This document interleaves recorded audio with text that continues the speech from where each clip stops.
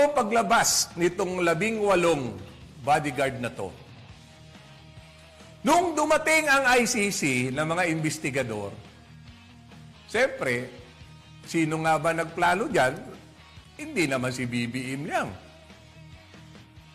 Siyempre, yung dating Justice Secretary at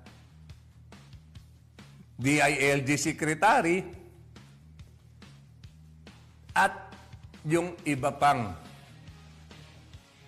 mga sip-sip sa administrasyong ito. Pinagplanuhan, bakit para idiin, at sino ang nakipag-ugnayan sa ICC?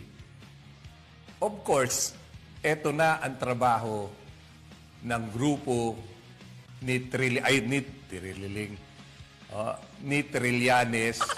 nila De Lima at ang mga makakaliwa.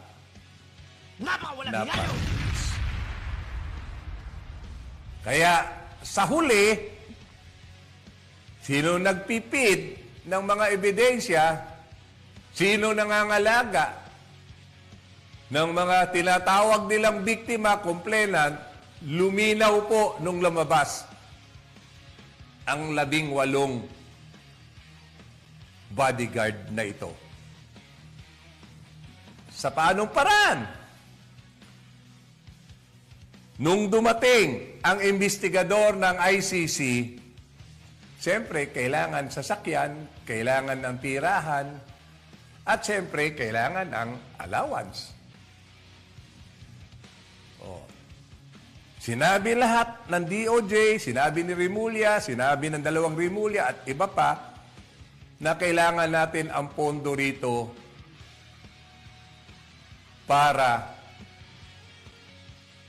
sa mga lakad ng ICC.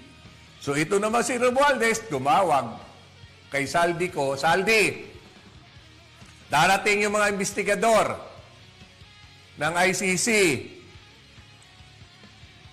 Servisyohan mo, bigyan mo ng service, sasakyan,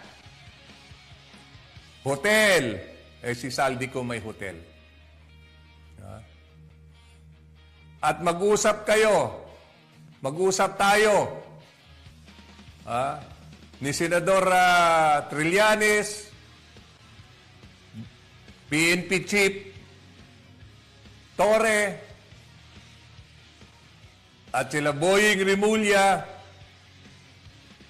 Remulla Brothers, at iba pang mga players.